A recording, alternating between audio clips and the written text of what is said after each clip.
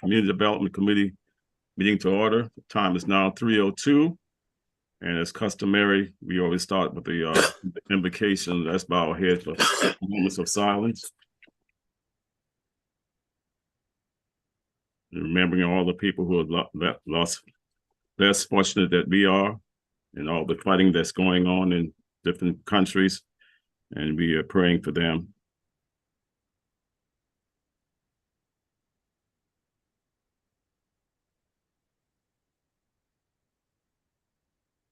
Amen. Thank you. And we're going on, we'll ask if anyone in the public would like to speak, public participation. We don't have anyone. So we'll go down to item number B, which is approval for the minutes of September 11, 2023. We have a motion. Move for approval. I'll second. There is move and second. All vote by saying aye. Aye. Opposed, nay. Ayes have it. We don't have any old business. So we go down to item number D, which is new business. The first one we have under new business is an ordinance to amend Chapter 7, Article 4 of Housing Division 4, adopted by Ordinance 2022-159 of the Code of the City of Charleston. Thank you, Councilman. That's in reference to our rental registration pilot program that's currently taking place in the Cannon Elliott Borough subdivision. Just as a side note, when this ordinance was passed last year, we were using current staff to implement the program. This year, or for the 2024 budget, we have applied for a manager for this position, which has gone through the ad hoc budget committee and so far approved. So there will be a full-time person going into next year. As a recap for Cannon Elliott, it's been very successful. We currently have 1,296 units registered. So that's a total of 333 parcels in that neighborhood. Some successes we've had out of it, the program so far. We've noticed that our complaints are being handled much quickly now, having the owner of each property having to register their property. So that has expedited our processes in the notification to some of these property managers. We've also noticed kind of like an unofficial kind of determinator for this program. I think that knowing that the owners of these properties have knowledge that they have to register now, I think the property managers are behaving more appropriately now. So I think that is a measurable success. What we're asking now is to expand our program to include the Radcliffe and the Garden District and Zeke-Ragsboro neighborhoods. Those two neighborhoods, as does Cannon Elliott, has a high volume of off-campus college rentals. So there is a higher spike in nuisance calls for loud parties and your typical trash issues that occur. I have reached out to both neighborhood presidents, and they are excited and willing for this program to extend to their neighborhoods. They've relayed to me that there's been positive communication from Cannon Elliott to their neighborhoods that this program is successful. So therefore, we will extend to that program with your permission to include those two neighborhoods so that we can start the process of getting those property owners registered. And the property owners who live 30 miles outside of Charleston are the ones that are the most commonly harder to reach, but they all do have to register their properties regardless. Okay. So that's Zeke-Ragsboro and Radcliffe Borough, right? Yeah, right. The two Okay. right next door to Cannon Elliott. Right. Okay. I had a question that You have questions? Yeah, I just Okay, had a couple of questions. Um, were we, Rick, did we able to any violations as a result? Oh, We yeah. had I mean, well, tickets? yes, sir. We've been able to enforce the most common complaints are your trash complaints and your noise. We work closely with it. This has helped us and the police department in quicker response with the owners. We've had some rentals that the owners were out of the 30-mile radius, which has helped us reach out and touch them much quicker. So we're having a lot better results with our solving these issues much quicker. So yes, it's been a positive aspect to the program. And what kind of resources are we collecting? There is a registration fee, is there? Yes, there is a registration fee and that's it, just the registration fee for the city. And I believe it's $40 a year per unit. So, and it caps off. So it's not a financial hardship for them, but our bottom line goal obviously is to have the communication with the homeowner. So the monies that are collected will support the funding for this manager position, and we will be able to be a little more, I won't say effective, but we'll be able to accomplish much more next year as far as registering properties throughout the city. And is registration annual? Yes, every year. Okay, and you've already answered my question in terms of how will that affect the paying of the manager. I appreciate it. Thank you. Yes. Right. Any other questions, Councilman Sacrum? Thanks, Chairman. Dan, two things. One, thank you for getting this off the ground, and thanks to the mayor for getting this off the ground. I know a lot of the downtown neighborhoods have been requesting this, so thank you for that. Second part of the question is, as you all expand this pilot and this effort, is there going to be an opportunity for other neighborhoods to opt in? Certainly neighborhoods, west of the Ashley James Island might not want this, but I know other neighborhoods down in the peninsula might want to opt in. So is there going to be an opportunity for that? Well, our goal, and legal is still exploring it, our goal is to focus on the downtown area with these neighborhoods closest to the college. That's going to be our goal. And that's what we're working towards now. So far, we're on the right track. Magali is not here to answer that specific question, but we're trying to stay on the geographical areas around those neighborhoods closer to the college. And we plan on that being the final outcome, is keeping it downtown. We know there are some communities that don't want it west of the Ashley, but that's what we're going to try to do. Thank you, Dan. Thanks. Any other questions? I don't see anyone else. That's it. So we can I think I have a motion for that to approve that. I'd like to make a motion to approve that. Second. Okay, let's move. And second, all in favor, vote by saying aye. Aye. Opposers, nay. Ayes have it. We'll move on down to item number 2I, which is a request for funding support future Lee Street project senior housing development. That's by Tracy Doran. Thank you, everyone, for your support with that, by the way. Tracy. Tracy. Thank you. Sorry, I was expecting Gianna to lead in. I apologize for that. Thank you for having Patrick and I on this meeting today. I want to start out by thanking the mayor and city council for all of the support you've given Humanities Foundation for affordable housing, and we really appreciate it. A quick note, Archer School will be CO'd in January according to our contractor, so we're really excited about that, and again appreciate city council for all the support.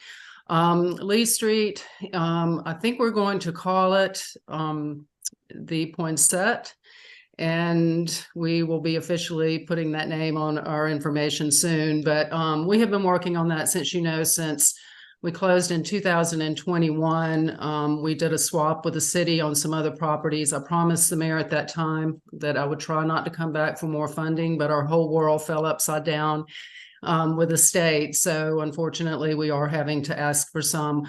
We did send out in the proposal the new ranking system that the state has put in place, which basically says that if we request any state resources, which are bond cap or state tax credits, that they look at it based on the amount of state resources per square foot, per unit, and per people served. So for high cost areas like Charleston, we're starting out at a great disadvantage. So local support is extremely important. They also give points for leveraging dollars. And so we have requested $2 million in funding from the city. I think Gianna and I have been discussing TIF for other forms of funding, and she may have more to add about that. But we are going to do, the site now accommodates 106 units between the small parcel behind South Carolina State and the large parcel. We're doing studios, 1 and 2 bedrooms for seniors 55 and older. We're going at it two-pronged. We're going to apply for bond funding for the whole 106 units, but we're also going in for the 9% round in January, and we've been told by State Housing we can apply for both. It gives us 2 bites at the apple. And so if we do the 9% round, we will be doing 88 units on the large lot, and then we will do 18 units on the small lot that we will probably do workforce housing at the higher income level that is in our restriction. If you remember, our restrictions were 75% of the units had to be at 80% and below, between 50 and 80, and then 25% could be up to 120. So we would still be sticking with those restrictions. We have also recently been approved by Charleston Housing Authority for 20 project-based vouchers so that we can serve 30% and below folks there. So we're excited about that.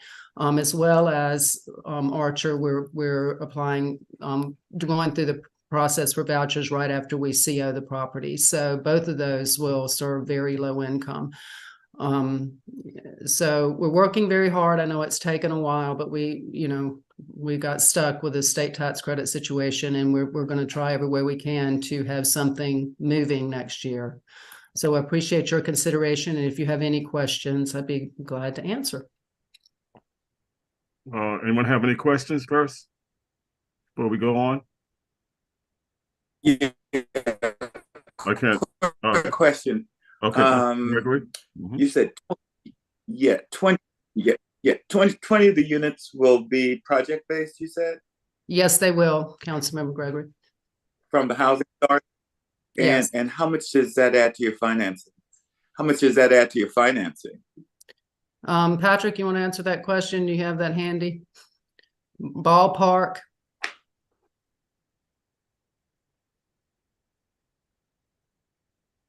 Yeah, you can give it to me later. Yeah, I'll give it. It would add at least another 2 million, $1 million in perm financing if we utilize the project-based vouchers with income averaging. Okay. All right. Thank you. If we do the vouchers, council member, then we can go, we'll do 80 up to 80%. And so we can serve very low income at 30% and then go up to 80%. And it does help the overall budget and how much debt we can carry. And we'd be glad if you would like a pro forma or something, we can send that to you after the meeting. Yeah, I can send that right after the meeting. And the affordability will last how long? What we worked out when we did this deal, it took us about a year to work all this out. I don't know if those of you who were involved, was that we would have a 30-year restriction from the city with those restrictions, but we have a 99-year right of first offer and a 40-year right of first refusal. So if during the affordability period, we go to sell the property, the city would have the right of first refusal and would pay 90% of the offer that's on the table that would be backed up by appraisal. And we did spend a lot of time working out these restrictive covenants during that period of time. The reason why I asked the question about the longevity is I'm almost getting to a point now, not on this one, where, if it's no longer than 30, I don't know whether or not I'm going to continue to support them. Just for future reference, they have to be longer than that. Mm-hmm. I mean, 30 years, we're just kicking it down the road. I like the covenants, don't get me wrong, but still, if we can get a little more than a 30-year guarantee, it would definitely be a bit more palatable to me. Not just you. I'm going across the board because we're getting ready to also talk about a similar for Union Pier. And again, I see that 30-year and that the first right of refusal and all that kind of stuff. It's good, but still, the 30-year is bothering me across the board. Okay. And I think that we did have long discussions about that, and I understand that, and I understand for future we would need to look at that. I'm hoping we don't have to change this one because it did take us a long time to work that out, a lot of legal time. And I will say that if you look at Humanities Foundation and how we have approached even the projects that we have rehabbed, we recently for Magnolia 61 refinance that one and locked in our affordability at 80% for all of those units. So we have, sold some properties to the city or to another nonprofit, but we have stayed within affordability on everything we've done. So hopefully that will continue. Yeah, because, when I had my other hat on, I mean, we did a lot of work together, and we did a lot of projects together. But now most of those projects are market rate. A lot of them are. And hopefully I'll be here another 30 years. But I just hate to see this affordability continuing to be temporary. And it's just something I'm going to start putting on the table. I'm not talking about now, but I'm just saying in the future, I just don't know whether or not I can continue to agree to that amount of time for affordability. Now, you aren't talking about our projects being all market rate, are you? You're talking about in general? Okay. I'm talking about in general. I mean, okay, good. I just want to clarify. Yeah, especially many of the ones that we did along Rutledge, some that we did along King. A lot of those have gone to market rate and lost their affordability, which I think is a great loss of opportunity for certain incomes to be able to enjoy the city. But again, that's something personal, but it's something that, as I move forward as a council member, I'm going to start becoming very hardcore on extending that 30-year, just so that everybody will know where I'm coming from. Okay. I have Mr. Mayor and then Councilman Waring. Correct. Well, thank you, Mr. Chairman. And just if I may respond first to that more recent discussion about the longevity, I don't think, Councilmember Gregory, that it's something personal. I think it's something shared by our council and this mayor. And that's why we had lengthy discussions about this when we came to the real estate agreement with Humanities Foundation on the property and set up those right of first refusal and right of first offers in that go out 90 or 99 years total.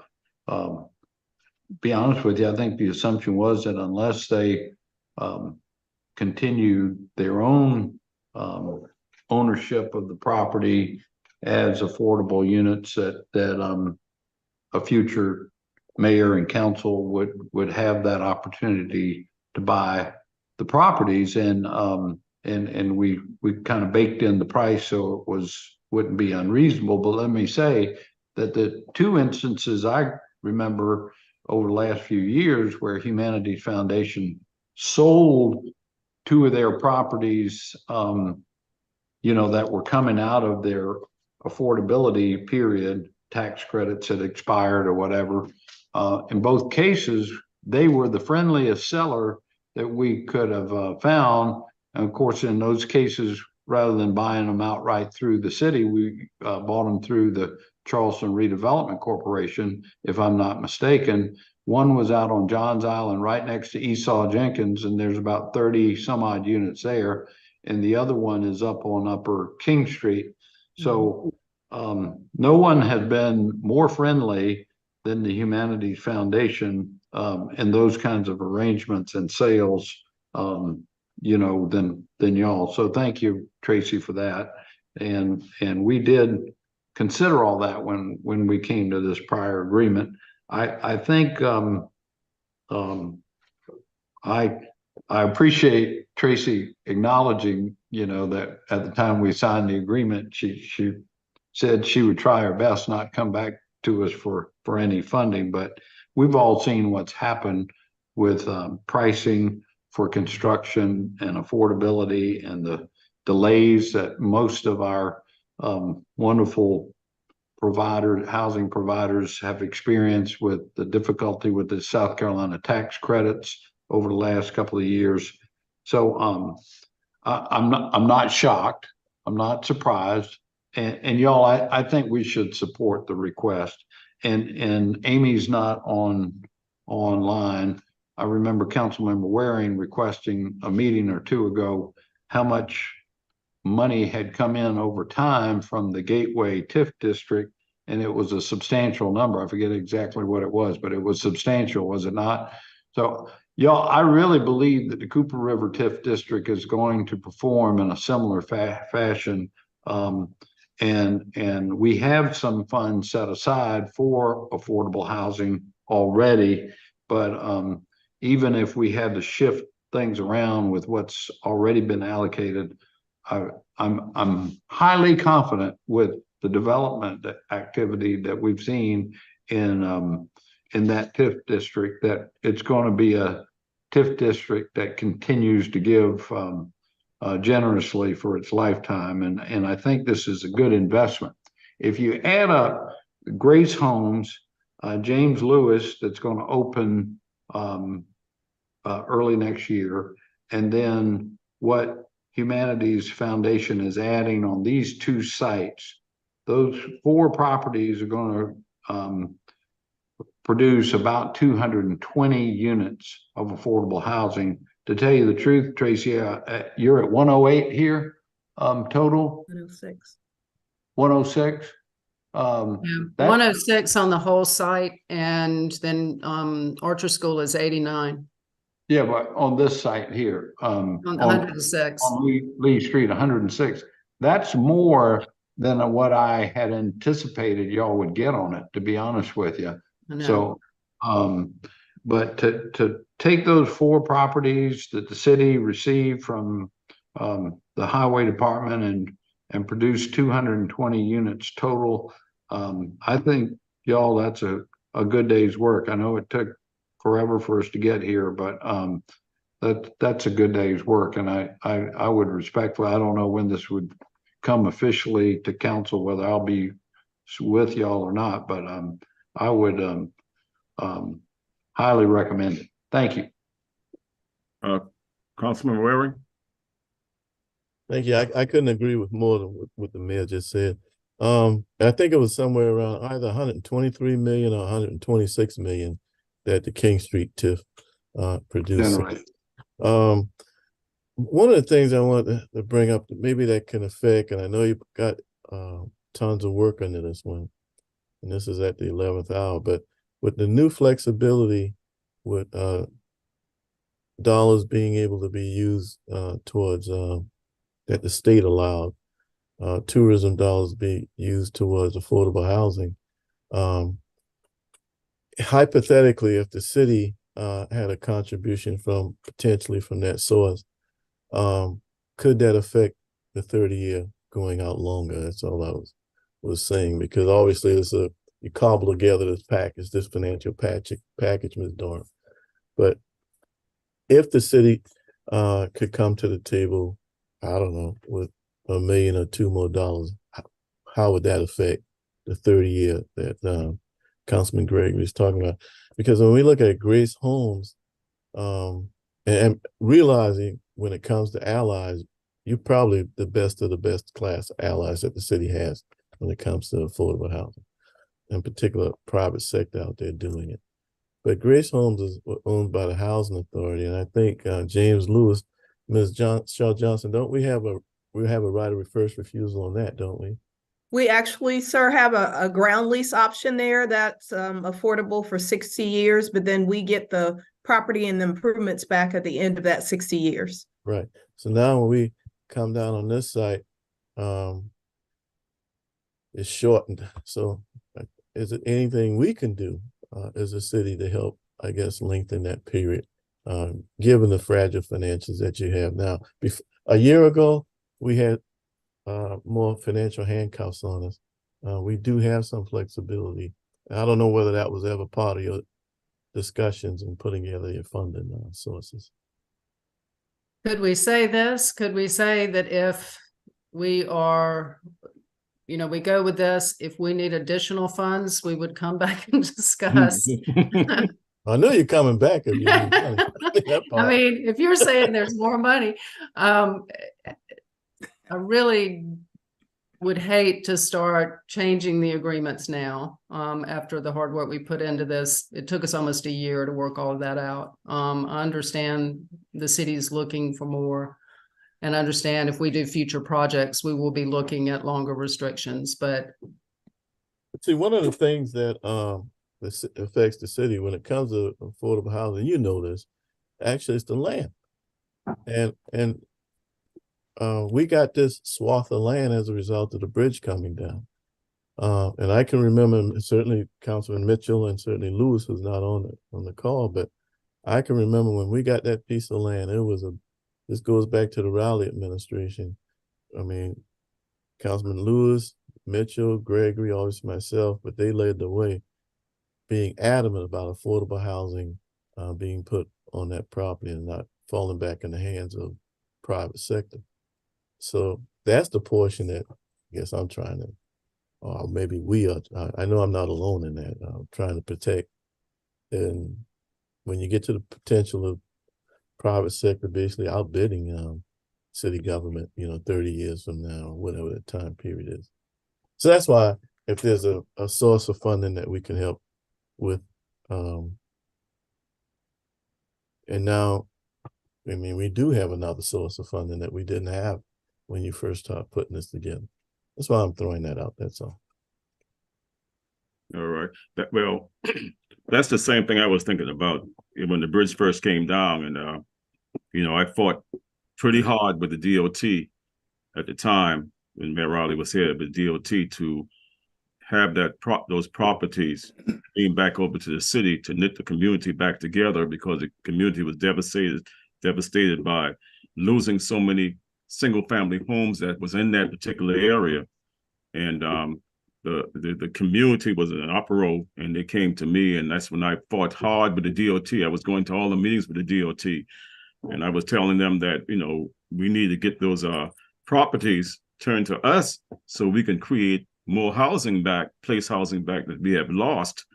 And when DHEC said we couldn't build any more single-family homes there, I say, okay, we can't build single-family homes there, but we can sure put multi-family homes there, so that's why they have homes there with no yards and things like that anymore. But I wanted to replace back some of the stock that we lost, because so many people lost their homes there in that particular area.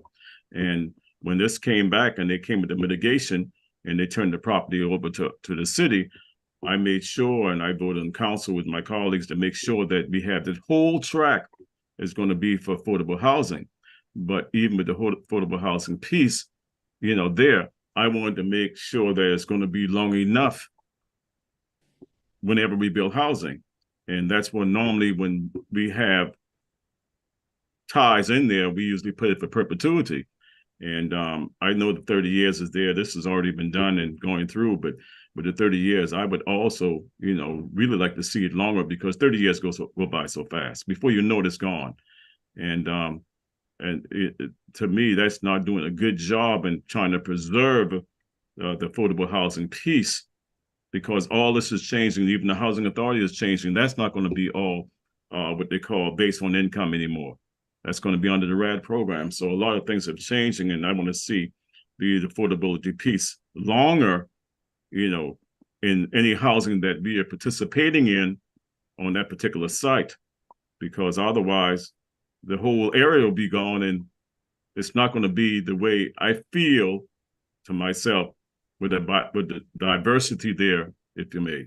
So that's one of the things I was thinking about. But since we already went through all this procedures, and I don't want to stop it at the 9th hour, you know, I'll probably support it at this time. But as saying next time anything comes, I want to make sure I'm being upfront with it, to make sure I'm involved in it, to make sure it's going to be a longer period of time, not longer than 30 years, if you may. It can be 50 years, you know, but longer than 30 years, because that's not a long period of time to me, you know, with the affordability piece that we are facing as so far as affordable housing for people to be able to afford to stay on this peninsula, you know. So all my family is not on the peninsula anymore. I'm the only one here, still here on the peninsula where we was born and raised. So those are things that I have a problem with, and that's just my own personal problem. But the problem we have, that all the people are moving, and you see the diversity of the city is gone, just about, you see, and because of the fact that they can't afford to stay here anymore. So those are the things that I had my little problem with when it comes down less than 40 years or 50 years or whatever the case may be, when it comes down to 30 years. So that is my take on it. But since we have gone through it and all the procedures have been done and the paperwork have been done, and I want to go and start back from day one to push you back with it, you know, I'll probably support it because of that fact. But otherwise, if anything else come, I'll be in the same boat as trying to get a little longer period of time and affordability and attainable housing, if you may. I think Councilman Gregg, you have your hands up again. Yeah, I didn't know we were going to go into this extent of a discussion, but you know, Tracy is one of the best affordable housing providers that I do know. We've worked together over the years, and all I wanted to do was just put out there generally where I'm headed in these next couple of years with respect to affordability. Just making it a part of the record, because we just can't continue to kick this can down the road. But she's one of the best, and I really, really appreciate all that she's done. So I don't want this to come off as I'm getting on Tracy. No. Okay. I don't believe that. I was working with Tracy since I was with the United Way for years, for 33 years. When I was working here as a, the HUD certified housing counselor, and working with Tracy with Humanities Foundation and the Shelter Net and all this program, I was working with all those type program all those years for 33 years. But when it comes to affordable housing, I fought a lot with housing, keeping people in their homes all my years, and that's all I did, and that's all I know. So when it comes to the affordable piece, that's what I was just kind of mentioning too, about longer period of time and affordability, to have it more affordable, that people can stay here on this community and start bringing in cars in and bringing traffic in, and whatever the case may be. Mr. Mayor, your hands back. Oh, I just want the industry to know that I'm coming. That's all. Okay. Councilman, Mr. Mayor, you have your hands back up.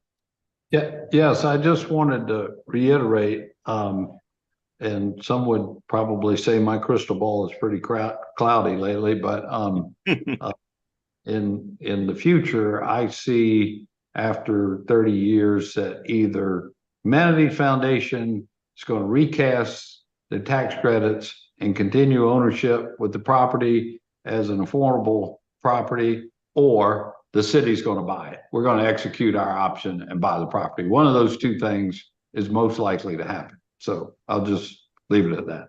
All right.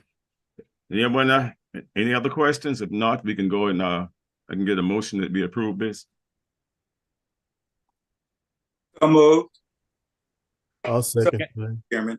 Okay, it was moved and second. All vote by saying aye. Aye. Opposed, nay. The ayes have it. Okay, Tracy. I think you're on your way a little. Thank you very much, everybody. We appreciate it. Yeah. Bye-bye. Have a good holiday. All too. right, take care. So we move down to I3I, presentation by Planning, Preservation, and Sustainability staff regarding efforts to address possible changes relating to the demo review in some of the BAR areas. That's Mr. Summerfield. Good afternoon, Mr. Chairman, members of the committee. So I do have two items on your agenda this afternoon. I only built one presentation, so we'll go to the first slide, have that discussion, and then when you open the second item, I can move on to, Okay, to that item. you can go through both if you want to. Okay. All right. So real quick, there was two items that were requested by Councilman Saccharin to bring to the CD committee. One was an update on some of the work we've been trying to do this past year related to the BAR, specifically BARS or BAR small, and helping with mostly with demolition and material changes and things like that. So I'm going to go quickly over what we've been trying to work on and what we're hoping to accomplish in the coming year. And then a new proposal that I need the committee's input on with regard to updating regulations related to smoke or vape shops. And so those are the two topics for the day. The first one, again, is this Board of Architectural Review small update. I did want to go over a few things that we are working on. These are based on some efforts that the councilman has been championing, staff has been working on. Unfortunately, I will preface and say we've been working on, but maybe not quite as fast as we would have liked, and certainly not as fast as the councilman would have liked. Unfortunately, just like all areas of the city, we've been dealing with some challenges, some staffing issues, and some other things that have kind of just slowed our progress here a little bit. The first thing, though, I did want to highlight is a success, which is the North Aligned demo policy. So as members of the CD committee will recall, we previewed this with you all some time ago, took it to both of the boards of architectural review, although it really only affected the Board of Architectural Review small, to update their policy as it relates to allowing staff to have greater discretion in approving demolitions of historic material with very specific kind of list of alternatives that could be approved in their place, to do that as a part of a staff review versus requiring a board review. And so we adopted that policy, or the board adopted that policy the latter part of last year. And since then, we have seen about 28% of our roofing permits have been able to utilize that policy. So that's 28% of those permits that did not need to go to a board level review, and staff was able to work with the applicant on changing out that material kind of at a staff level. We've seen about 21% of the window replacements also have been able to be done at a staff level, utilizing the policy, utilizing those recommended materials that are proposed or that are provided in the policy, versus requiring to go to request demolition at the board. So we think the policy is working. There was some communications issues when the policy first got rolled out. We have since addressed that with staff with some additional training. So again, we think that this is having a positive impact. We do know that these numbers of permits, it's somewhat lower than maybe we at first thought, in part because a lot of our permits have actually been for new construction, because there is a lot of just new efforts that are going on that aren't necessarily demolition or replacement of existing materials. So the second thing that we've been working on is, and again, this is one of those ones where I hope that we have some better information that we could share, but this is this idea that demolition reviews could consider what comes after, or I think the councilman had put it as more of a holistic review. where, you know, when a request for demolition comes forward, under the way our code is written and under the current processes and procedures, the board is really not able to look at what comes after. So we've had a couple examples. There was a project on Point Set, a couple other examples where, you know, the property owner or the developer has indicated that they're going to do, you know, they're either going to build back something that looks like a freedman's cottage, or they're going to build back affordable housing or something after the fact, or, you know, after the demo approval. Under our current codes and the way the current processes and what have you work, and under the way statute works, we really have not been able to take into account that what comes after kind of argument. There's no way for us to hold anyone to that. We can't kind of do what's called contract zoning, and these demolitions are an aspect of the zoning code. So we can't say, well, you have to do this in order for us to give you permission for that, because they're not connected elements under the way our current code is written. So staff has been researching this concept. We've not been able to determine a framework or a best practice on how to achieve this this effort without some substantial changes. There are some ways of doing it with what's called site development review, but that's a much bigger, involved, and potentially expensive process for a property owner, where they could get approved for a larger scale project that would include demolition in that. But generally, the conditions of approval that go with that larger approval are that you can't demo anything of historic significance until you've submitted your permit package for construction of the new project.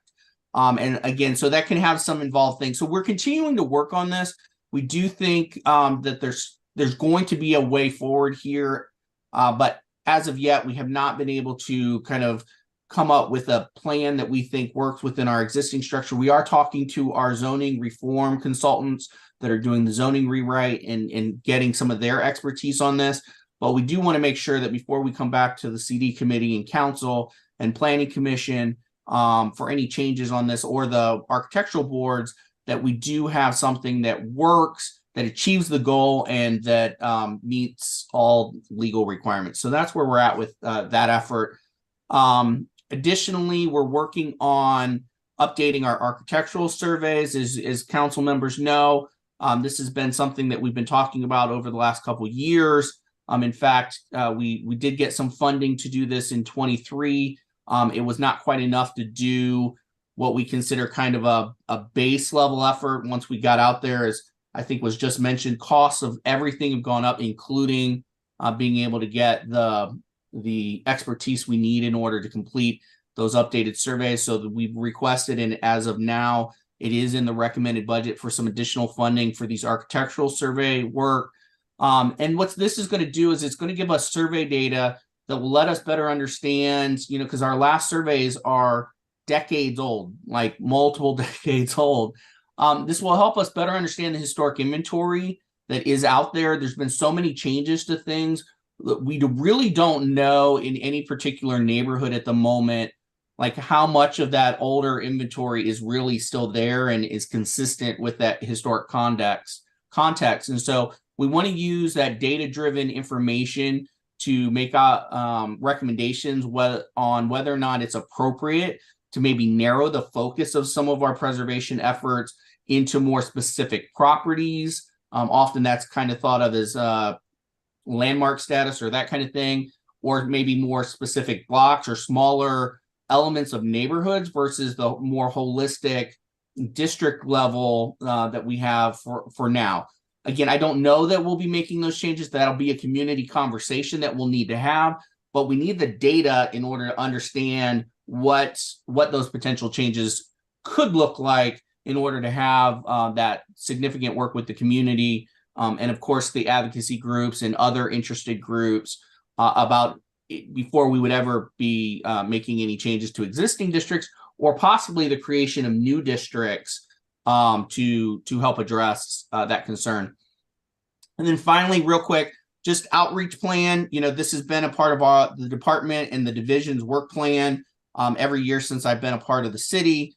Specifically in the last year, the planning department and the preservation division, they have a seat on the livability review board. The council reconstituted that, and Mr. Riccio and his team kind of lead that effort through livability to really help homeowners who have maybe have a livability issue kind of address that before it gets into citations and things that might have to go through court. My take is that is getting a pretty good response from the people who have participated in that process. Some really good information is being provided to property owners and homeowners that are helping in that regard.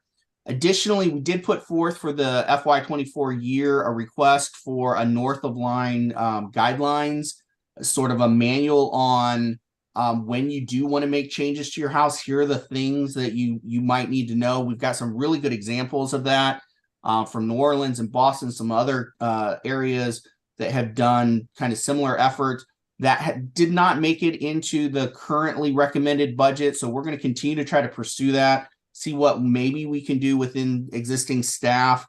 I can say staffing has been one of those question marks this past year, but we have finally made an offer, and that offer has been accepted. So we will have a new city architect in the new year. So that will be a great help to us, given that technically Tori resigned a little over a year ago, and we've been extremely blessed that she stayed on in a mostly remote capacity in this last year while we've tried to do this recruitment, which I think has been described as trying to find a unicorn in a field of just stampede of horses, which has been just very difficult.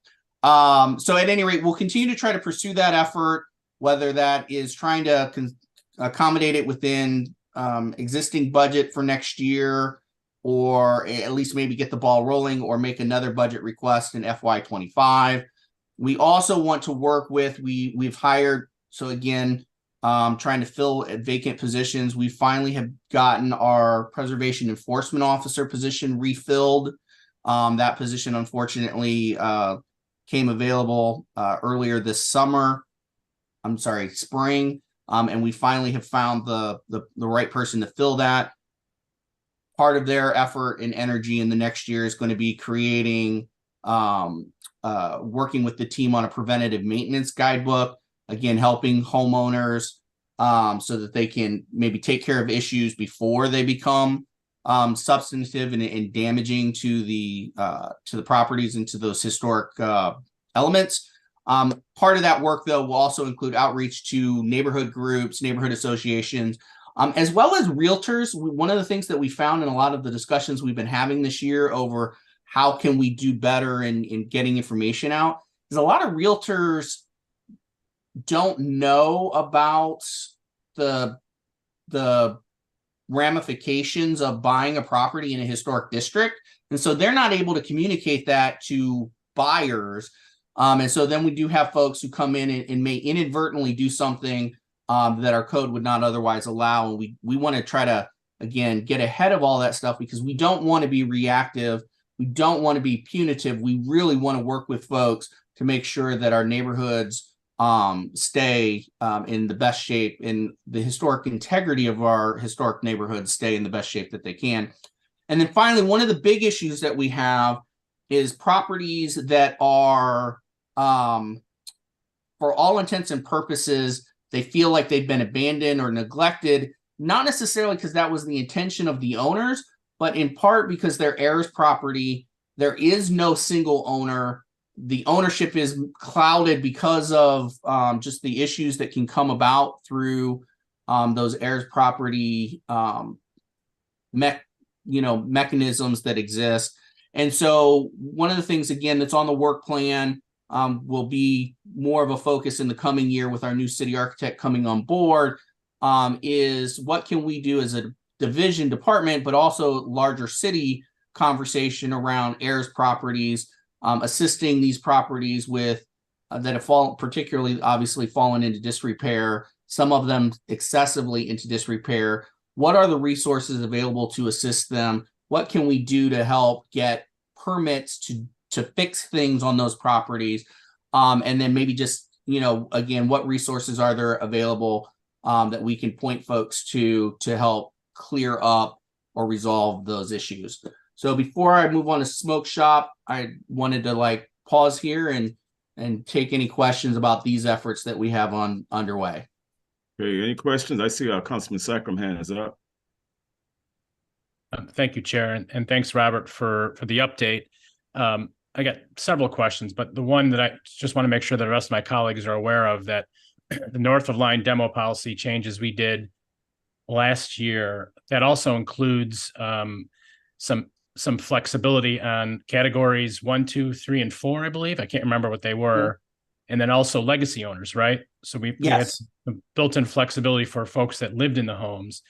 So I just want to make sure, you know, for the colleagues that are on now, I think most of us are aware of the reasons that I've been pushing this, but just to paint the picture, particularly Councilman Mitchell and Councilman Gregory, you're aware of these issues where folks would want to repair a roof, change windows, and you know, they would get denied. And you know, these are the facts. Folks had reached out to me, and they basically left the peninsula and moved to other areas. So we talk about affordable housing. Certainly, tackling it from the supply side is certainly one aspect, but I think we ought to think a little bit more intently about our existing stock and what we're doing to keep folks in their homes. This is where all this came about for me. Certainly, I won't be here in a month or two, but hopefully you all continue the fight. I will continue to make sure that this gets talked about. This was something that HARC is very passionate about. It's one of our priorities as a commission to make sure that this gets done. So, Robert, I just wanted to make sure I set the stage for that. And then this work has all been done in partnership with our preservation partners. I've met with preservation groups. Former Councilwoman Jackson and I met with them a year ago, had them all at a table, and basically they shared their concerns with some of these proposals. And Robert, I did share that document with you this past week, and I think I shared it previously, but I just want to review some of the things that we kind of agreed upon. One was kind of like this holistic review, allowing BAR to review new design proposals. And I know there's some legal questions we have to address, but that would do a lot if we can make sure that we get a commitment from the owner to build affordable housing, or what we know is going to replace. I think that's going to go a long way. The other couple things were relaxing standards for category 3 and 4 buildings north of line. And then the last one was creating a separate process. And you had talked about this, Robert, for homes that are beyond repair. The city could create more predictability by requiring less of owners whose homes have fallen into a state of disrepair. I think we've talked about this before regarding the heirs property folks and having them be involved in this process, making sure that those folks can get clear title and get all that legal work done. So I say all this to say that we've got a lot of work on affordable housing, but I think a lot of it could be done just with our existing stock and just cleaning up some of our rules. So thanks, Robert, for the continued work. HARC and myself, we're going to keep on this. And if I need to reach back out to the preservation folks to get them back to the table, I'm happy to do that. But I just want to let everyone know this has been done in partnership with them. This is not isolation. Thanks. Good. Councilman Waring? Yeah, thanks, Mr. Summerfield, for the update. This is just a sidebar. Have planning staff had a chance to look at the design corridor review board over at in areas west of Ashley? You remember months and months ago, you were kind enough to participate in a meeting with Mr. Palacios and a couple of landowners over in that area who's building hotels over there. Have we done any work on that, or where are we on any of that? Yes, sir. So we do have a proposal for specifically for the design review board corridor that would add a lot more framework around the demolition purview for DRB for the design or commercial corridor. I think we presented that to this committee previously. I will double check with the team. I don't know that we've taken that to planning commission yet. I don't know if we've gotten it completely buttoned up yet. But that will provide in my opinion, a great deal more confidence from the development community. And we talked with specifically the stakeholders that you're kind of referring to from that previous meeting about, in fact, it was one of those properties that kind of set the stage for why we thought we needed to make those changes. And so anyway, so if that has not been to planning commission, and I don't think it has, it will be coming to planning commission, I believe, first quarter of next year, so that we can get that forward. Additionally, we've been having conversations about, again, just like with everything else we've been doing, you know, are there updates that we need to do to the corridors? And I think you prompted this conversation, that are currently within the review purview for DRB. And so we continue to have some of those conversations with property owners, with staff about, you know, what are the, what's the word I want to look for? What are the barriers that are causing any problems within that? Because there are a number of benefits to the city, to the community, to the neighborhoods around these commercial corridors from having that process. But what can we do to reduce some of those barriers that are causing consternation or concern for those property owners that are attempting to redevelop their property? And it really is redevelopment. I mean, these are all areas that are fully developed. Many of them have already lived their first life, and now many of them, we all hope, will kind of move into their second life or whatever their next chapter is. So that continues to be a part of the work that we're doing as well, sir. Well, I think that's something hopefully we can ramp up in the first quarter, because the mall, for example, is 48 years old. So in a couple of years, less than 2 years, it'll be 50 years old. And is that going to be deemed historic? Which is obviously, that's our equivalent of town center, West Ashley. And obviously, there's nothing really historic over there that can't be moved, frankly. So anyway, stay tuned on that one, because I think we really need to look at that holistically, that design corridor review in certain parts of West Ashley. Thank you. Mr. Chairman. Ms. McGregory? Yes, I'm going to have to leave. I have a meeting in 1 minute. Oh, okay. You know, my position on union pairs, I'm not supporting what I've seen. Well, that's only for information only. It's not going to be any action taken on that. Perfect. Okay, I've got to leave. All right. Okay. All right. See you. Take care. Bye-bye. All right. Mr. Summerfield, I think you go to the next. Mr. Chairman, I think Councilman Appel has got his hand up, his non-Zoom hand. Oh, I didn't see it. Councilman Appel? Thank you, Mr. Chairman, and I'm sorry for just getting here. I had something for work I had to do, but in addition to all that great discussion about BAR and DRB purview, I just need to add that in addition to improving the process itself, the fundamental framework that we're talking about here, is a problem. And what I mean by that is people will use demolition purview as a pretextual way to stop projects. They will file appeals and hang up projects for years, even if they're unsuccessful. I mean, this is what I do for a living. I mean, I see this every single day. These are risks that the development sector perceives when they're trying to decide how they want to do business in the city. So we really need to be careful in weighing the pros and cons of these we need to think more fundamentally about what we're doing, how we're doing it, and which parts of the city.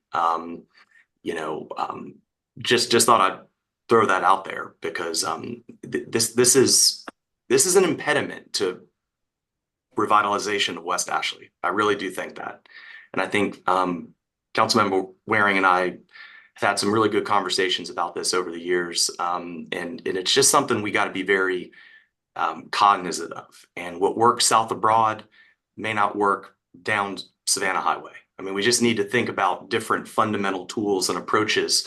And that's not saying we give up on, making sure that buildings are built with high levels of architectural integrity. There's other ways to do that than submitting developers through the review process of a board of human beings. We can build those architectural guidelines into our code. Jurisdictions all over the country do this. There's ways to prevent bad things from being built that we don't want to see. We can do it upfront objectively through the zoning code, as opposed to creating this very subjective board public hearing process that really creates risk, expense, delays, litigation. Just these are real things that are real headwinds to making some of these outcomes reality that we want to see throughout West Ashley. So just thought I'd mention that. Thank you all. Thank you. Mr. Summerfield? Councilman Sackers put his hand back up. Councilman Sack? Oh, okay. I didn't see you on that. Thank you, Chairman. Just one more piece. So this very well may be my last CD meeting if we don't have one in December. I just want to make sure that there's some clear takeaways, Mr. Summerfield, about where we're headed. Like I said, HARC is going to be focused on this. I am sensitive to Councilman Appel's concerns, and quite frankly, I agree with most of that. That, it seems like we are nibbling around the edges when it comes to some of this, and we really should be thinking about fundamentally whether the entire process needs to be revised. But in good faith, going to the preservation groups and trying to listen to them and hear some of their concerns. I don't want to completely dismantle it, but I want to make sure that we do allow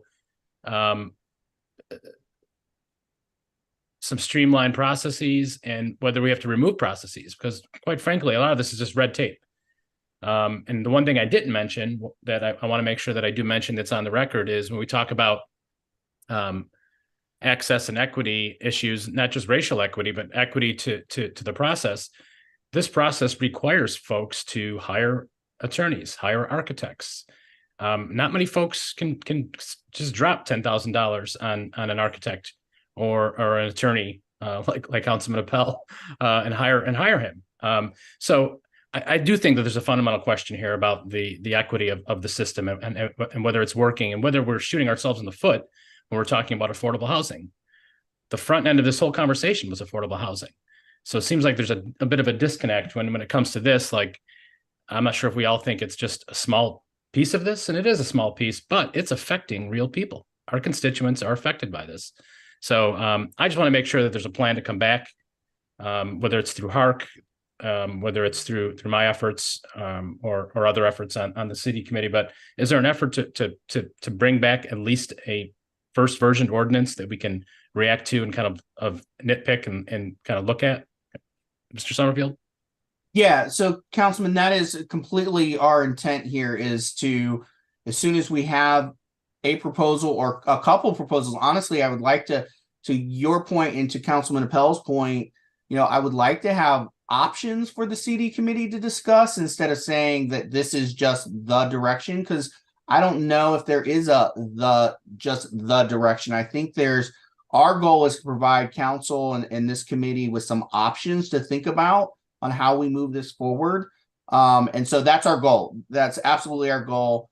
As you said, this may be your last CD committee, but we will be coming back to this committee at the chair's discretion to do updates on this, to get feedback as we would come forward with an ordinance at some point. Again, ideally, we're first half of 24.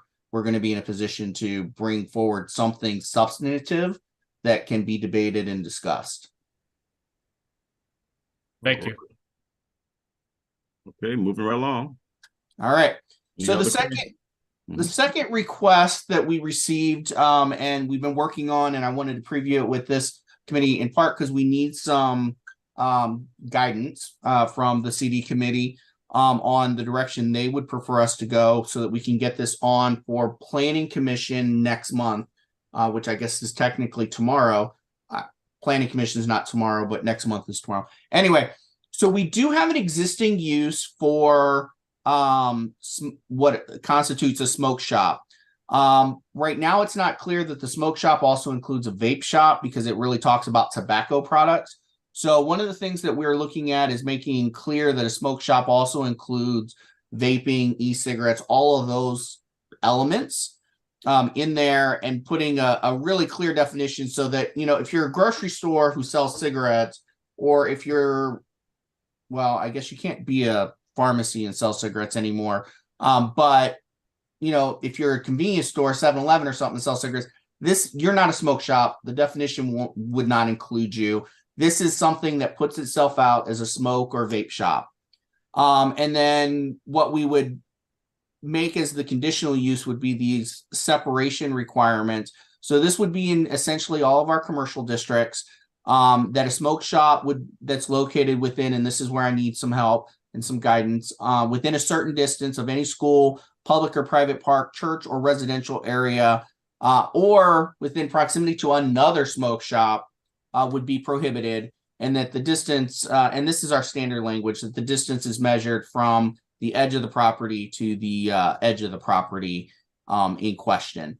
And so real quick, I want to show, I have a map that shows you where the existing smoke shops in the city are, and then runs through R3. And we do have 3 different levels of distance separation in the city. And so that's why there's kind of an option discussion here. So as you can see on this map, the black boxes are the locations where we do have currently licensed smoke shops or vape shops in the city of Charleston. We have a number of them kind of in the core of the peninsula. We have a number of them, as you might imagine, on our major commercial corridors outside of the city or outside of the peninsula along Savannah Highway, and then up it's Sam Ritt up there, right? Yeah. So anyway, so these are where these are. So we do have a number of them. If we were to impose a 300-foot buffer from all of those protected uses that I just talked about, and we do protect those uses in a number of other categories, including alcohol sales, adult entertainment, and some other things. So I want to be clear that this is not just about the smoke or vape shops, but these are areas that we generally protect from things that are deemed or considered to be more adult-oriented activities that we don't necessarily want to expose younger people to. So at a 300-foot buffer, you see we would create a couple non-conforming smoke shops, but in general, at 300 feet from those protected categories, most of the existing smoke shops remain compliant. We're not creating a number of nonconformities, and that's what the kind of the map would look like, the distance separation. If we bump that up to 500, and 500 is the more customary distance separation that you'll find in our code for where we do have these protections, you do see that we do have a few more property or smoke shops, particularly the ones on the peninsula, that do become affected by this, and they would move into what's called non-conforming status, which just means that if in the future they go out of business, reestablishing a smoke shop in that location would be difficult or not even possible. If they tried to significantly expand their business, that might be more difficult. But if they maintained their current operations, nothing would change for them. So I want to be clear, this doesn't put anyone out of business. It would just safeguard these protected areas from future smoke or vape shop being proposed for them. And then finally, at our most extreme level that we have within the code for some of these protections is the 1,000-foot buffer. As you can see, if this were to be requested, this would impact most of Savannah Highway. It would definitely restrict future smoke or vape shops from being in most of the areas of the peninsula, and would affect some other kind of commercial corridors and commercial center type areas in other areas of the city, just because we do have close proximity from those major commercial arterials to those protected uses. We're not called the Holy City for no reason. There's lots of churches. We are very blessed that we do have a number of parks and the Greenway and other things. So that's the question that I would pose. One, is there any question about this concept and what it would do? And then two, I would ask the committee if you have any recommendation specific to the distance separation that you would feel comfortable with. I think staff looking at this is probably most comfortable, and it matches up with what other places in both South Carolina and elsewhere do. Somewhere in the 500 foot buffer radius would be, I think, our recommendation. But like I said, I wanted to put this to the council or to the committee to get their thoughts before we go forward to Planning Commission. Thank you, Mr. Chairman. Yeah, Councilman Sacrum. Thank you, Chairman. And thanks, Mr. Summerfield, for this. This is another one that I added, and thanks for the work on getting this done. As a small business owner, I just want to, preface, I'm not trying to put folks out of business. I believe that, folks have a right to operate and own a business in our city. My issue is the proximity to schools, particularly the one that's on Hugie Street is the one that really caught my attention. It's literally half a block from James Simmons, 3 blocks from Charleston Math and Science, another block from the private school that's on the corner of King and Hugie. So that's my concern, is really just the proximity to schools. And then the second piece, which I'm not sure how we embed this, Mr. Summerfield, is the signage. The signage is just garish and it looks horrible. I mean, I'm not sure it's something that's not just being regulated and we're not enforcing it, but some of this neon signs that I'm seeing, it's ugly. That's an enforcement issue. We now have our preservation enforcement that takes care of most of our peninsula enforcement on signage. We have a discussion later this afternoon once CD committee is done, actually, with that team to talk about how we can be more proactive in addressing the signage issues, because we have complaints. We have some work to do there, but that's more on our end. That is an enforcement issue within our existing sign regulations that we need to deal with. Thank you. Councilman Waring. You're muted. Thank you. I'm just following up on what Councilman Sacrum said. I mean, the signage is definitely gorish. Do we have the ability to enforce a financial fine on them, Mr. Summerfield? Yes, sir. So they are subject to the standard non-compliance rules within the code. So they can have a daily fine, as well as the potential for, again, I don't see this ever happening, but the potential for jail time under the current code. So it's that standard code language. It seems like there's a theme there with these people. I mean, this thing, Councilman Mitchell has one on King Street, not too far from where he lives. And I'm telling you, lights up. It's a carnival atmosphere. That's what it looks like.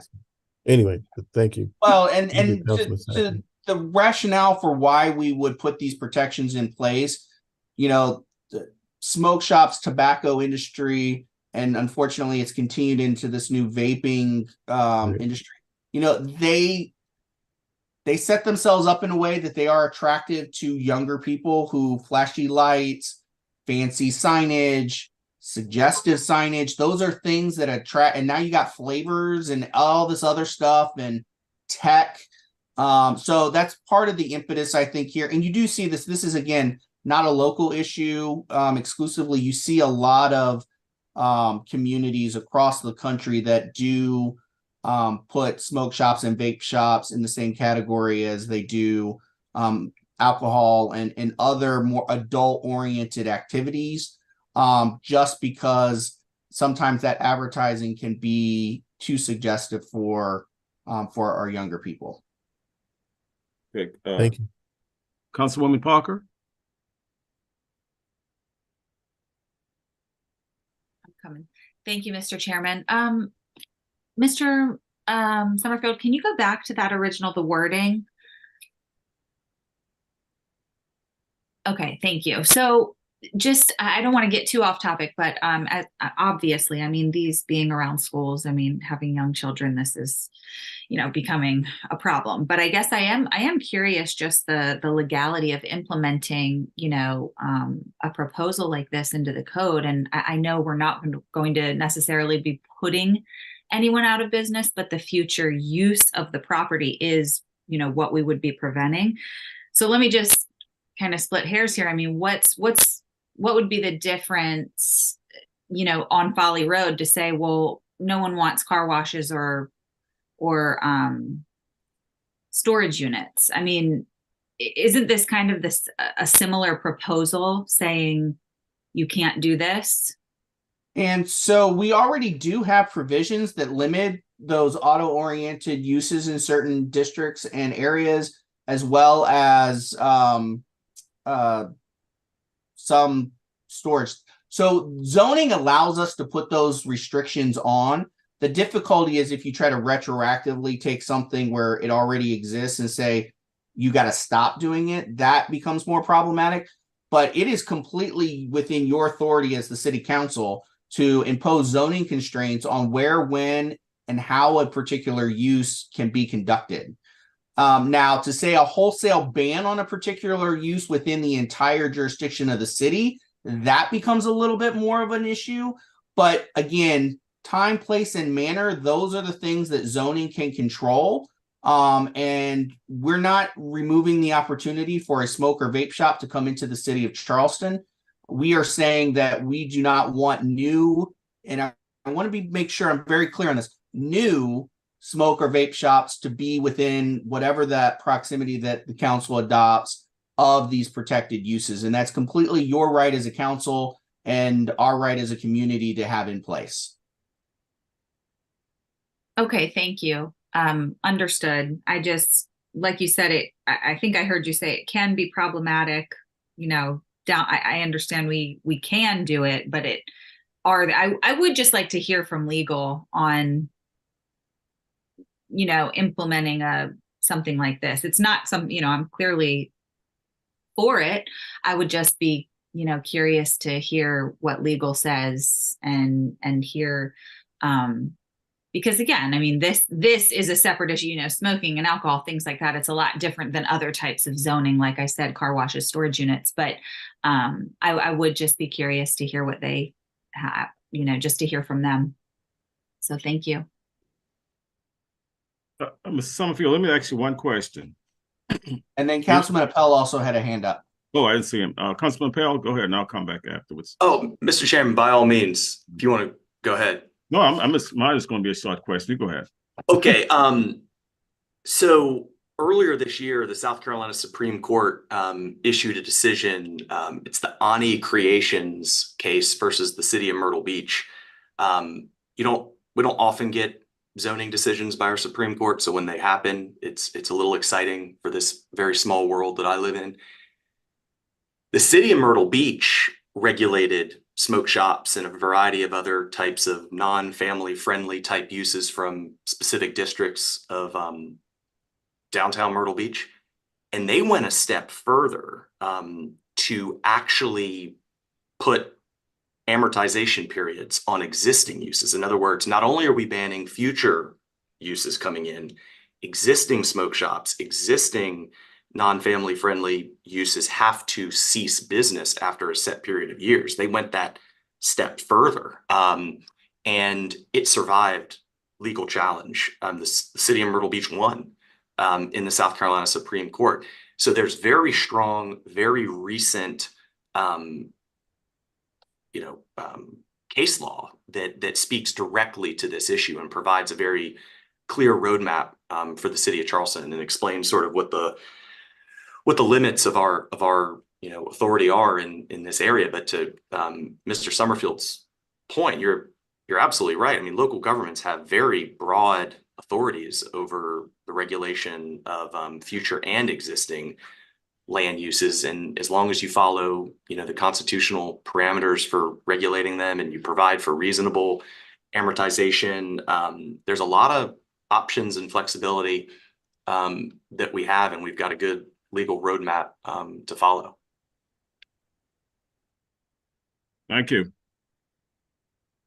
Mr. Summerfield. So I think Ms. Parker also has her hand back up. Oh, Councilman Parker, I didn't see you. Okay. Thank you, Mr. Chairman. If I may, just again, not to get off topic. So are we saying there's potential you could on Folly Road say no more car washes or storage units? I don't. Again, council find a public purpose for why they do not believe that those are appropriate in that corridor, and that's definitely something we could do. All right, I appreciate it. We'll talk about it another time. Thank you. Okay. Any other questions? I just want to ask a quick question. Since this is dealing with tobacco, and we have under the state rules, with tobacco, beer, and wine, and whatever the case may be, they have various jurisdictions how far you can be from a church or wherever school or whatever the case may be. But if the person don't go up there to the state when this comes up, they don't do anything. So we wouldn't have to get into that problem, would we? I don't believe so. We do still have some more work to do on this, to be clear. Legal has looked at the concept and didn't have any red flags on the concept. Again, this Councilman Appel, this is in concept something that exists pretty clearly in law and in case law. But the specifics, because every state governs alcohol and tobacco slightly differently. Right. We would have to double check that to make sure there's not any kind of state preemption that might interfere. But more than anything, this is to wrap vape shops into the smoke shop. Because again, tobacco smoke shop is already a part of our code and is listed in our code right now. But it's not as clear as it relates to the vape shops. And we want to classify them the same as smoke shop and then provide this additional level of protection for where they may go in the future, to not have a concentration of them and also not to have them in that proximity to our schools and our parks and our churches. Great. So this will be coming back to the CD committee once you get all this in place. This is only for presentation today or what? Today is a presentation with my request for some thoughts on the distance separation. If you all have some initial thoughts on what you think the appropriate distance separation is. Again, planning is recommending the 500 feet. That seems to be the most consistent with our existing code and separations that we have, as well as some of the kind of research that we did on where other jurisdictions kind of lean in this. And then our plan is to take this to Planning Commission in December, and then it would come forward to council, not necessarily CD, but I'm happy to come and do an update to CD, but would come to council in January as a part of the first read public hearing process coming out of the December Planning Commission. Okay, so this is going to be up to the committee. What's your pleasure on this? Mr. Chairman, well, Councilman Sacrin has his hand up. Oh, okay. Councilman Sacrin? Yeah. Go ahead, Councilman Waring. I was just going to say, I hope that we push this forward. I'm supportive of a 500-foot buffer, and Councilman Appel has got piqued my interest with some sort of amortization schedule. Again, I'm a small business owner. I get it, but some of these just should not be located where they are located, close to schools. Okay, I'm agreeing with Councilman Sacrin on all of that. I was just curious, how much is it for alcohol? What's the distance with alcohol, like from a church or something like that? Is it 300 or 500 feet? I think it's 5. I believe it's 500, Councilman. It's 500 feet. It does it for me. And that's why we recommended the 500, because that seems most consistent within our code in the area of concern. Right. Thank you. All right. So if someone want to move forward with this, then someone have to. And Councilman, if your request is us to examine a potential amortization option, we will add that to the scope of work. Yeah, I would think that would be fine too. And I'm happy to make a motion, Councilman Chairman. Yeah, that's correct. I'll make a motion to give some guidance to our planning department to come back with at least 2 options, one that includes an amortization schedule.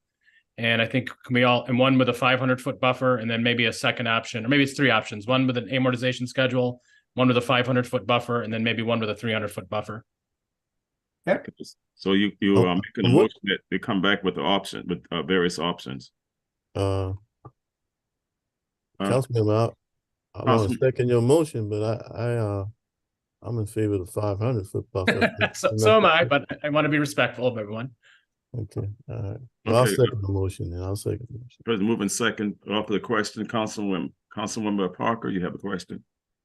Thank you, Mr. Chairman. I would still like to hear from legal. I mean, I may be the only one, but I would just love a, comment from legal regarding, obviously moving this forward is acceptable for the committee, but hopefully they can come back with something for us. That would be my request. So if I may, Mr. Chairman, so Council Member Parker, would you like me to have someone from legal just reach out to you? Or do you want something more formal in an update that we would do to CD committee on this after it's gone to Planning Commission? I mean, I would prefer something more formal as an update, but if I'm the only one, I would prefer something formal. Okay. I'll get with Julia and her team to get that as a part of a future presentation. Okay, well, you carried the motion. We hear the motion coming from Councilman Sacrum that we move this forward with the Planning Commission, and they'll come back and look between the two various options for moving it to City Council. That was the motion? I believe that's the motion. I think Yes, I have. sir. Okay. All in favor, vote by saying aye. Aye. Aye. Okay, aye, the opposers have it. I mean, the motion was carried. All opposed? All opposed, one? Councilwoman Parker, you opposed, right? No, I voted aye. Okay. I just think Mr. Summerfield said, He's gonna it's bring it the back. Planning Commission and we're going to get an update from legal. Correct, okay. All in favor, vote by saying aye, opposers, nay, the ayes have it. So let's move on to the Planning Commission, and you'll be getting back with Councilwoman Parker to give us some update from legal and get it back with us also to inform us what's happening with that. We'll come back to CD committee in January. Good enough. All right. We're moving on along. We have one more item. Presentation of proposed union pair affordable housing strategy. This is only for information only. We're not making any motion on this. It's only for information only. This was something that we was dealing with before and some of the information that we talked about. So Ms. Johnson is going to bring us an update on that, but this is only for information only. Thank you, Councilmember Mitchell. And that is exactly it. Members of the City Committee of City Council, my team, along with planning, had worked pretty concisely and conclusively on this strategy. And we did not have the opportunity to bring this to City Committee so that you could have an understanding of what we were actually discussing and had an opportunity to share and work with the port on. So we simply wanted to share this information with you as a foundational piece, understanding now that this is in the hands to some degree of the Riley Institute. They're working with the advisory council and consultants and with the city of Charleston, of course, in the community to come up with a more concise plan. But we simply wanted you to understand where we were and what we were contemplating so that you would have as a part of your understanding and reaction to the future plan, what those considerations were. And so I am simply going to summarize for you, although I know you should also have it in your packet, what this consisted of and what we were contemplating at the time. And initially, as most of you or all of you know, this was a part of the PUD, and the workforce housing was considered section 2.3. And I considered 5 key components, and certainly Robert or Christopher could expound upon it. 5 key areas of this, which was vitally important for us. Certainly achieving both the workforce and affordable housing on site. Most PUDs, as we know, require 20%. We were in excess of that number. We were also discussing how the transfer fee would come into play and be allocated toward additional affordable housing and the preservation of housing. So within this strategy, we looked at both of those things, and we looked at how funding could be allocated to enhance affordable housing and preserve housing, which has also been a conversation that we have discussed this evening. We also looked closely at affordability period, which was another matter. And initially we were at a 30-year affordability period on the houses in Union Pier. And so as they reevaluate this, hopefully that is a consideration that is made relative to longer term affordable housing within Union Pier. We also included a right of first refusal, i.e. when those particular units matured or that affordability period matured at that 30-year, that the city would have the opportunity to purchase those units so that, again, we could ensure that longer term affordability at Union Pier. Again, we also talked about an allocation of transfer fees such that the funding that would be derived from the sale of property at Union Pier would not only impact Union Pier in the immediate area, but would essentially have an impact throughout the city of Charleston from the standpoint of creating additional affordable and workforce housing and preserving housing in the city of Charleston. And I would say we had worked on this right before probably the second public hearing where it was decided that it was best to step back, which is what is being done now, and reapproach this. And so we are going to meet with Kendra. We've met with them once with Kendra and the team that they've assimilated to revisit this. So I am sure and confident that we will be bringing back additional information to city committee as well as council as this is further developed and assessed. And I'm glad to answer any questions, Councilmember Mitchell, that the council members may have on this. And Robert, I would say if you had anything else you wanted to add, because I know we work closely together on this, please do so. No, I think, Gianna, you did a great summary of where that process ended, and we do expect a similar process when this does begin to coalesce into whatever the next version of the Union Pier development plan looks like. All righty, thank you, because I know we have a lot of players, new players pertaining to the site now. And I heard something that I didn't know about it back in 1998 or 99. There was the city had previously owned that particular property, and that property was given over to the state port, and they had a reverter clause in there also. I just heard about that when I went to a neighborhood meeting, and I wasn't aware of it, but that's what it was. It's a reverter clause was in there also. But with all the players they have in it now, that they're going through some new changes and whatever they're going to do, they'll be coming back to us for that anyway. Councilman Parker, then Councilman Waring. Councilmember Waring was first. Councilmember Waring had his hand up first, yeah. Oh, okay, all right. Well, thank you, Mr. Chair. Ms. Shaw Johnson, when it comes to the right of first refusal, is that matching the private sector offer, or do we get a discount, or how's that work? Councilmember Waring, we did not get into the level of talking about a discount, but we did talk through the fact that being able to maintain those units as affordable and being able to acquire those at an affordable rate was quite important. And that's not to say that we couldn't add that as a future component of that. We didn't get into the actual details of what those costs would be, because at this point, all of the numbers are forecasted. Right. But certainly that is a consideration we need to make as we move forward. Just food for thought. My mind was thinking about that piece with humanities a couple of items back.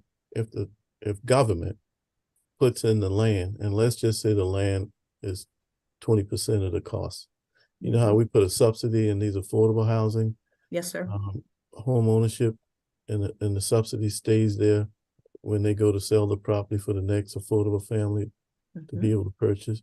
Why couldn't we do something like that? For instance, we put this land in at the bridge site, and it's let's just say again, the land cost is 20% of the total deal.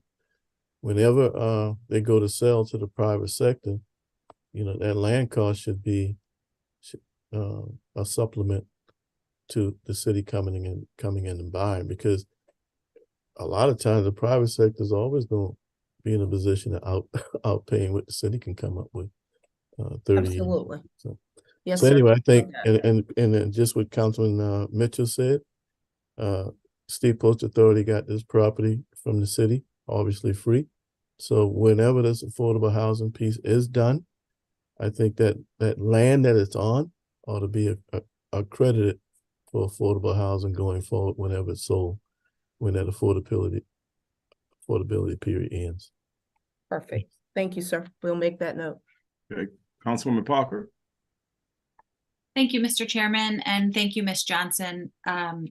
Just to clarify, I mean, this proposal, I mean, this is completely scrapped. We're starting from scratch, essentially, right? So you're just presenting this today in the hopes that this is something that will be done through the Riley Center as well, something similar to this? Or I just want to be clear that this, I mean, you have to start from scratch on a completely new, based on whatever the new plan or the new density is going to be and et cetera, correct? That's correct. We never had a full discussion with city committee around this, and I thought it important that you all knew foundationally where we had started and literally where we ended.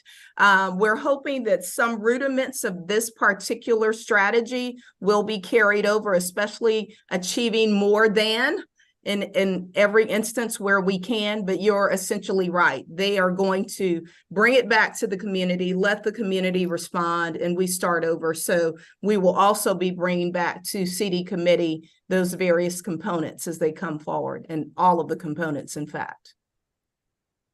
Okay, thank you. You're welcome. Any other questions? All is well? Who's on the committee? It's a lot of people.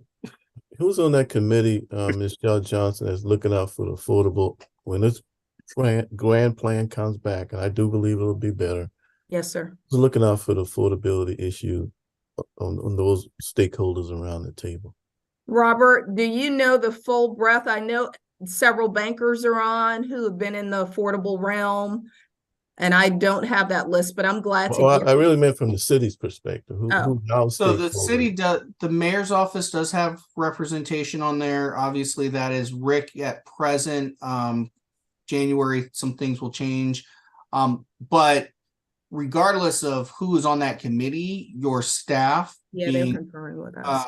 Ms. Johnson and myself and our teams, when we do that review, because this will have that PUD will have to come through TRC and Planning Commission and all of that again, we will be actively reviewing all of that to make sure, just like we did in this process, to make sure, because this is not where the affordability and workforce housing element of this proposal from last time started. This is where we got to. So we will be making sure to safeguard that that element of the project. In addition to, there's a number of very what's the word I want to use? Knowledgeable about affordable housing and understanding the importance of including affordable housing as a part of this, folks on that advisory committee that's advising the port in the Riley Center. I appreciate that. That's a glaring void. I mean, because what you just said, that wasn't part of the process to begin with.